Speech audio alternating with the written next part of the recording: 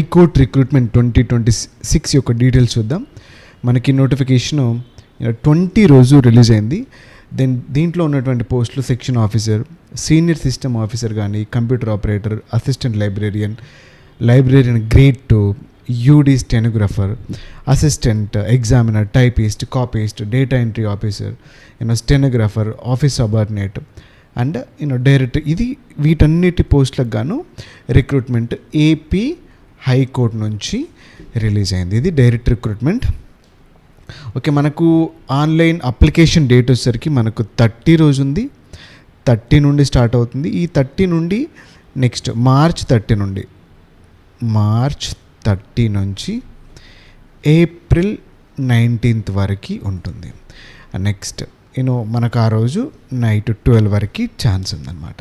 So మనకి ఈ particular ఏదైతే వెబ్సైట్ ఉందో ఈ వెబ్సైట్ ద్వారా మాత్రమే అప్లికేషన్స్ తీసుకోబడతాయి. Be careful. Exams schedule will be ఏదైతే ఉందో ఆ పర్టికులర్ వెబ్సైట్లోనే మనకు రిలీజ్ అవుతుంది. So visit regularly for updates కోసం, దానికోసం విజిట్ చేయండి. ఒకసారి మనం ఎగ్జామినేషన్ ఫీజుని తీసుకున్నట్టయితే కనుక ఓసీ వాళ్ళకు 800 ఉంది. ఇది including processing fee, examination fee. ఇంకా స్పెషల్ ఫీజు అంటూ ఏమీ లేదు. ఓకే, ఈడబ్ల్యూఎస్ వాళ్ళకి కూడా 800 అండ్ బీసీ వాళ్ళకి కూడా 800.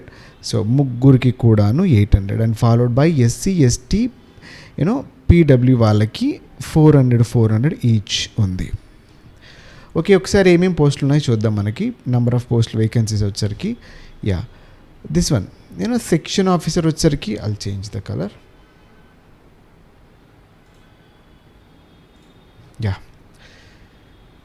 సెక్షన్ ఆఫీసర్ వచ్చరికి మనకు 5 ఉన్నాయి అండ్ సీనియర్ సిస్టమ్ ఆఫీసర్ వచ్చరికి 1 ఉన్నాయి. Computer operator 31 and assistant librarian 1, librarian grade 2 again 1 and stenographer 7 and assistant. So mostly competition ఉండేటటువంటి పోస్టులు. అసిస్టెంట్ 78 ఉన్నాయి. ఎగ్జామినర్ వచ్చరికి 27 ఉన్నాయి. టైపిస్ట్ వచ్చరికి 44 ఉన్నాయి. కాపీస్ట్ వచ్చరికి 34 ఉన్నాయి. డేటా ఎంట్రీ ఆపరేటర్ ఏదైతే ఉందో దానికి 50 ఉన్నాయి. And stenographer 1 and office subordinate 20. So ఇది 10th మీద.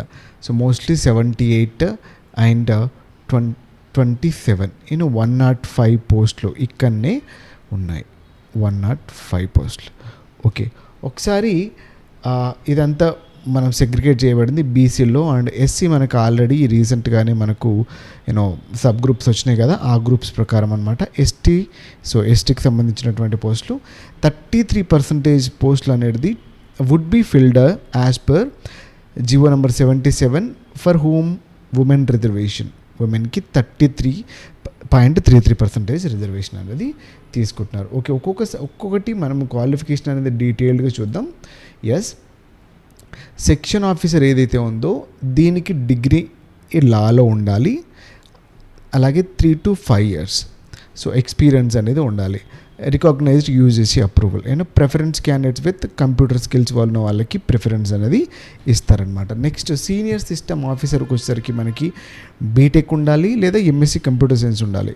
సో ఇది సిఎస్సి వాళ్ళైనా, ఈసీఈ వాళ్ళైనా, ట్రిపుల్ ఈ వాళ్ళైనా, ఐటీ వాళ్ళైనా, ఎంటెక్ ఈక్వలెంట్తో పాటు అండ్ 5 years ఎక్స్పీరియన్స్ ఉండాలి. 5 years ఎక్స్పీరియన్స్ ఇందులో నెట్వర్కింగ్లో సర్వర్ మెయింటెనెన్స్ అండ్ అడ్మినిస్ట్రేషన్లో ఉండాలి. నెక్స్ట్ కంప్యూటర్ ఆపరేటర్కి వచ్చేసరికి డిగ్రీ ఇన్ కంప్యూటర్ సైన్స్లో ఉంటూ టైప్ రైటింగ్ ఇది పాస్ అయి ఉండాలి. 45 words per minute అనే స్పీడ్ అనేది ఉండాలి. నెక్స్ట్ అసిస్టెంట్ లైబ్రేరియన్ వచ్చేసరికి మనకు డిగ్రీ ఇన్ లా అండ్ ఇది ఉండాలి. అండ్ ఈ computer knowledge in library and maintenance ఇవన్నీ కూడా ఉండాలి. నెక్స్ట్ లైబ్రేరియన్ గ్రేడ్ 2కి degree in arts, science, commerce, law from recognised university and bachelor of library science కూడా ఉండాలి. స్టెనోగ్రాఫర్కి వచ్చేసరికి మనకి డిగ్రీ వీటిలో ఏదో ఒక డిగ్రీ ఉంటూనే షార్ట్ హ్యాండ్ ఉండాలి, 120 words per minute. అలాగే టైప్ రైటింగ్ ఇంగ్లీష్ ఉండాలి, higher grade 45 words per minute ఉండాలి. అసిస్టెంట్ ఇది నార్మల్గా డిగ్రీ గుర్తుపెట్టుకోండి, ఎనీ డిగ్రీ ఎగ్జామినర్ కూడా ఎనీ డిగ్రీ. టైపిస్ట్కి ఎనీ డిగ్రీతో పాటు type writing 45 word per minute ఉండాలి. 45 వర్డ్ పర్ మినిట్ ఉండాలి. దేంట్లో ఉండాలి? అది కూడా ఇంగ్లీష్లో ఉండాలి. కాపీస్ట్ వచ్చరికి టైప్ రైటింగ్లో ఉండాలి. అగైన్ 45 వర్డ్ పర్ మినిట్ అనేది common. Next data entry operator ఏదైతే ఉందో డేటా ఎంట్రీ ఆపరేటర్ అనేది ఈ డిగ్రీ అనేది కంప్యూటర్ సైన్స్ డిగ్రీ రికగ్నైజ్డ్ యూనివర్సిటీతో ఉంటూ 45 వర్డ్ పర్ మినిట్ ఉండాలి. స్టెనోగ్రాఫర్ అనేది కూడా మనకు ఇలా డిగ్రీ వీటిలో ఉంటూ 80 word per minute short hand ఉండాలి స్టెనోగ్రాఫర్కి.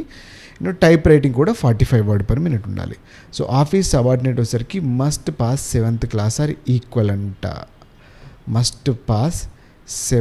Class are equivalent. Higher qualification candidates also eligible అని ఇక్కడ మెన్షన్ చేసినాడు. ఒకసారి ఏజ్ లిమిట్ తీసుకుంటే కనుక మనకు ఏది మినిమం ఏజ్ 18 ఉండాలి, 42 అనేది మ్యాక్సిమం ఉండాలి. Age relaxation SC ST BC OWS EWS వాళ్ళకి 5 years ఎక్స్టెన్షన్ ఉంది. అండ్ పీడబ్ల్యూ వాళ్ళకి 10 years ఉంది. అలాగే ex servicemen. Okay, next ఒక్కసారి మనం ఈ మెథడ్ని చూసుకుంటే, మెథడ్ ఆఫ్ రిక్రూట్మెంట్ చూసుకుంటే మనకి కంప్యూటర్ బేస్డ్ రిక్రూట్మెంట్ అనేది ఉంటుంది. ఈ కంప్యూటర్ బేస్డ్ రిక్రూట్మెంట్లో సెక్షన్ ఆఫీసర్ అనేది డిగ్రీ. ఓకే, ఇంకా రకరకాలుగా ఉన్నాయి. సో దీంట్లో క్వాలిఫికేషన్ డిగ్రీ బేస్డ్ ఎగ్జామ్స్ ఏమైతే ఉన్నాయో వీటికి ఉన్నటువంటి సిలబస్ ఏంటంటే సెక్షన్ ఆఫీసర్కి general knowledge, mental ability and లాతో పాటు డిగ్రీ ఏదైతే ఉందో దీంట్లో general knowledge 40 marks, mental ability 40 marks అనేవి ఉన్నాయి. సో మీరు ఒకసారి అబ్జర్వ్ చేసినట్టయితే మెంటల్ ఎబిలిటీ ఇక్కడ ఉంది, అండ్ మెంటల్ ఎబిలిటీ అనేది ఇక్కడ కూడా ఉంది. So okay, office subordinate standard మనకి ఏ స్టాండర్డ్ 10th స్టాండర్డ్ ఇది డిగ్రీ స్టాండర్డ్. ఓకే, ఈ మెంటల్ ఎబిలిటీ ఇక్కడ ఉంది. So level of questions change అవ్వచ్చు, కానీ సిలబస్ మాత్రం మెంటల్ ఎబిలిటీకి సేమ్. కంప్యూటర్ బేస్డ్ ఎగ్జామ్ అనమాట ఇది. టోటల్ నెంబర్ ఆఫ్ క్వశ్చన్స్ అనేవి మనకి 80 క్వశ్చన్స్ ఉంటాయి. 1 mark అనేది మనకు ఈచ్ మార్క్ ఉంటుంది. అండ్ టోటల్ మార్క్స్ 80 ఉంటాయి. 1.5 hour ఎగ్జామ్, 1.5 hour లేదా 90 minutes. నెక్స్ట్ క్వశ్చన్ పేపర్ వచ్చేసరికి మనకి ఇంగ్లీష్ తెలుగులో ఉంటుంది. దెన్ ఎనీ కన్ఫ్యూజన్ కనుక ఎరైజ్ అయితే ఇంగ్లీష్ వెర్షన్ అనేది ఫైనల్ అవుతుంది. నెక్స్ట్ మినిమం క్వాలిఫైయింగ్ మార్క్స్ వచ్చేసరికి మనకి ఓసీ వాళ్ళకి 40%, బీసీ వాళ్ళకి 35%, ఎస్సీ ఎస్టీ పీడబ్ల్యూ వాళ్ళకి 30% కూడా ఉంది. ఓకే, ఇది ఒక్కసారి మనకి ఇది సిలబస్ అన్నమాట. ఇది జనరల్ నాలెడ్జ్కి సంబంధించినటువంటి సిలబస్, అండ్ ఇది మెంటల్ ఎబిలిటీకి సంబంధించినటువంటి సిలబస్. ఇది ఓకే, ఈ సెక్షన్ ఆఫీసర్లో ఉన్నటువంటి లాకి సంబంధించినటువంటి సిలబస్, సివిల్ లా ఉన్ను క్రిమినల్ లా. సో క్రిమినల్ లాలో ఈ ప్రొసీజింగ్ కోడ్స్ అనేవి అన్నీ ఉంటాయి, అండ్ సివిల్ లాలో కూడా ఇవన్నీ కూడా మనం చదవాలి. అండ్ జనరల్ నాలెడ్జ్ చేస్తారు. National current affairs okay, international current affairs okay, ఈ రెండు కూడా ఒకటేసారి కవర్ అవుతాయి. నెక్స్ట్ ఏమున్నాయి, ఇది కాకుండా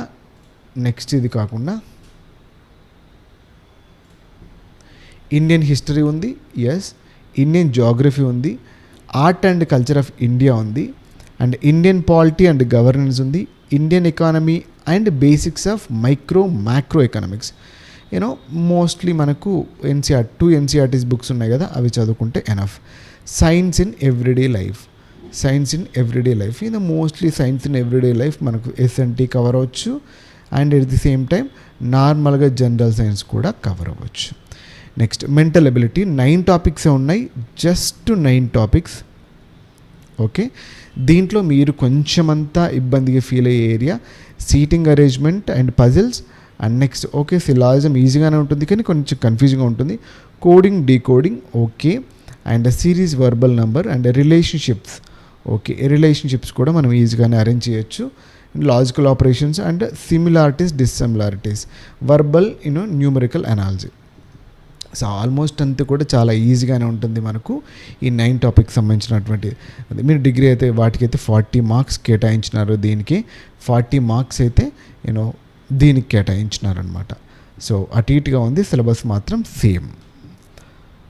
ఓకే, ఇది వచ్చేసరికి మనకి ఈ రెండిట్లో వీటన్నిటికీ ఎక్కడైతే కనబడుతుందో stenographer, system officer, librarian, typist, assistant examiner, ఇవన్నిటికి కూడా ఈ 2 మాత్రమే సిలబస్లో ఉన్నాయి. నెక్స్ట్ మనకు ఆఫీస్ సబార్డినేట్ కూడా same 2, GK and mental ability. So this is our Shloka classes app. Do install and AP హైకోర్టుకి సంబంధించి I will change the colour. AP హైకోర్టుకి సంబంధించి కంప్లీట్గా ఏవైతే మనకు 9 టాపిక్స్ ఉన్నాయో ఈ 9 టాపిక్స్ అనేది ఈ యాప్లో ఉంటాయి. రీజనింగ్, మెంటల్ ఎబిలిటీ ఇన్ డీటెయిల్డ్గా మెంటల్ ఎబిలిటీ క్లాసెస్ అనేటివి ఉంటాయి 9 టాపిక్స్ మీద. సో ఏపీ హైకోర్టు వాటికి. సో ఇది మనకు సీటింగ్ అరేంజ్మెంటు, నార్మల్గా ఇంట్రడక్షన్స్ నుంచి స్టార్ట్ చేసి మనం ముందుకెళ్ళాలి. సీటింగ్ అరేంజ్మెంటు, పజిల్స్ కానీ, and next followed by syllogism కానీ, బెటర్ స్టెప్ బై స్టెప్ వెళ్ళి పజిల్స్ ఫస్ట్ అరేంజ్ చేసుకొని, దెన్ సిలాయిజం నేర్చుకొని, దెన్ నెక్స్ట్ రిలేషన్షిప్స్ నేర్చుకొని, అండ్ దెన్ తర్వాత నెక్స్ట్ కోడింగ్, డీకోడింగ్ నేర్చుకొని, దెన్ లాజికల్ ఆపరేషన్స్, ఇలా ఒక సీక్వెన్స్ ప్రకారం, వీళ్ళు ఇచ్చిన సీక్వెన్స్ కాకుండా మనం ఒక సీక్వెన్స్ పెట్టుకొని సో దాని ప్రకారం మనం నేర్చుకోవాలి.